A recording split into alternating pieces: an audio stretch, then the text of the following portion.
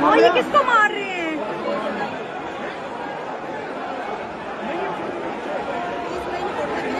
ये परवेज इलाही को मार रहे हैं।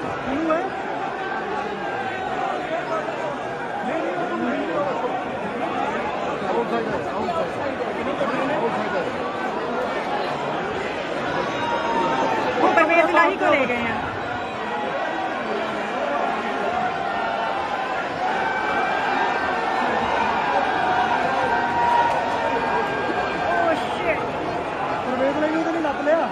परवेज इलाही को उन्होंने गार्डन ऑफ वो सामने नपिया वो देखो वो है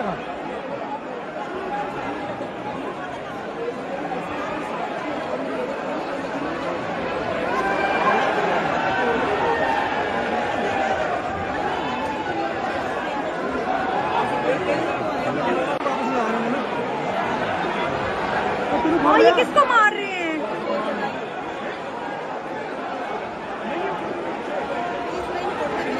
ये परवेज इलाही को मार रहे हैं।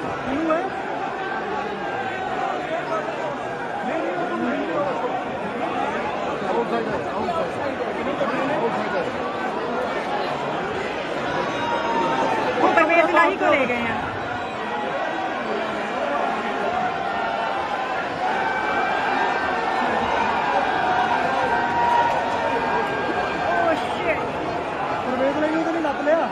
परवेज इलाही को उन्होंने गार्डन ऑफ वो सामने नपिया वो देखो वो है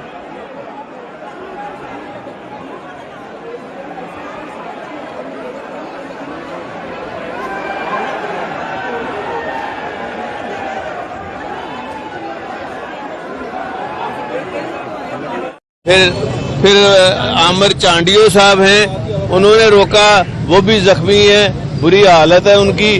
और ये मैं आपके सामने खड़ा हूँ, मेरा बाजू तोड़ दिया गया है और मुझे इतनी जोर से मारा कि मैं अनकॉन्शियस हो गया था और मैं नीचे गिर गया। फिर लोगों ने उठा के मुझे रेस्क्यू को फोन करके मुझे कोई आधे पौने घंटे बाद होश आई कि मैं कहाँ हूँ। मुझे ये नहीं पता था मैं कहाँ हूँ और आर्डर ये था कि जब तक ये मर नहीं जाता ये इसको छोड़ना नहीं है, क्योंकि उन्होंने कहा कि ये अब गिर गया है, अब ये गिर गया, अब नहीं उठेगा। ये जब हमजा को रिपोर्ट दी है फिर ये खबीज पीछे हटे हैं और इस सारी कार्रवाई को मॉनिटर कर रहा था। वहां पे जो कमिश्नर है उस्मान, वहां पे जो डीसी है चट्ठा और खास तौर पे आईजी खुद मॉनिटर कर रहा था, चीफ सेक्रेटरी खुद मॉनिटर कर रहा था और इन्होंने मिलकर सारा ये काम करवाया है।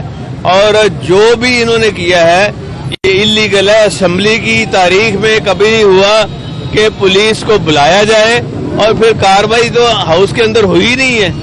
और जहां पे हमारे आइज के बैठने की लॉबी थी उसको लॉक करके सामने पुलिस खड़ी कर दी गई और आपने देखी है फुटेज, हमने भेजी है आपको फुटेज।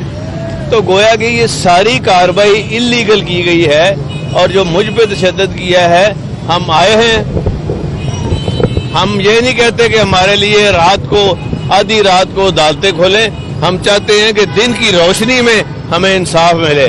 एक दफा इंसाफ के लिए दोबारा आए हैं, ये इंसाफ देने वालों का इम्तिहान भी है और ये जब तक ये कैफरे किरदार तक पुलिस समेत, हमजा समेत और चीफ सेक्रेटरी आईजी और जो एक और है जो कैप्टन और डीआईजी ऑपरेशन खुद डंडे लेके और मुझे डंडा मारा गया है और वो खुद मरवा रहे थे। ये सारे लोग जिनके मैंने नाम लिए, ये एफआईआर के अंदर पूरे नाम लिखे हुए हैं, इनके जो एमपीएज हैं उनके पूरे नाम लिखे हैं। अभी हमने यहाँ पे एफआईआर कटा दी है। तो सर ये बताएं कि जिस तरह आज आप कह रहे हैं कि आइस की लॉबी बंद कर दी गई थी, तो अब क्या हमजा शहबाज का आज का जो इंतखाब है उसको वज़ीर आला आप मानते हैं? ये तो जल्दी है, ये तो इंतखाब हुआ ही नहीं है। कभी ये हो सकता है जो लॉबी का हिस्सा है वो तो असेंबली का हिस्सा ही नहीं होता कि असेंबली में अगर कोई विजिटर्स गैलरी में आया है बंदा, वो ऊपर से बैठ के वो चीफ मिनिस्टर बन जाए और खुद ही फैसले कर ले, ये हो ही नहीं सकता। और इसमें बेटे इसमें सबसे बड़ी बात यह है कि जो गवर्नमेंट का अपना लॉ अफसर है एडवोकेट जनरल पंजाब, उन्होंने इस इलेक्शन को इलीगल करार दे दिया है और उन्होंने कहा कि ये आइन के मुताबिक इलेक्शन नहीं हुआ।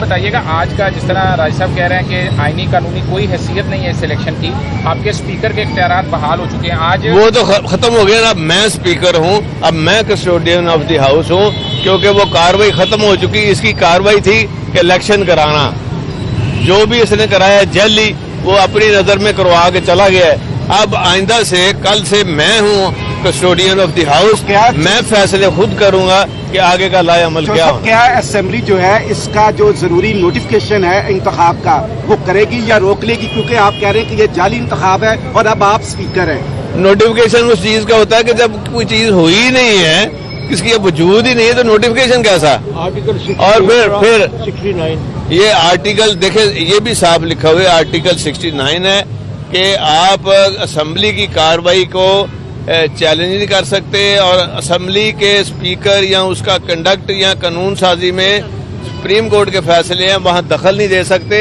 और आर्टिकल 68 में है कि असेंबली के अंदर अदालतों का कंडक्ट, जजों का कंडक्ट ये डिस्कस नहीं हो सकता। अब उन्होंने ये खुद ही पंडोरा बॉक्स खोला है, तो अब ये हर जगह फिर होगा। जब तक असेंबली नोटिफाई नहीं करेगी, क्या हमदा शहबाज हल्फ उठा सकते हैं? हर चीज जैली है उसकी।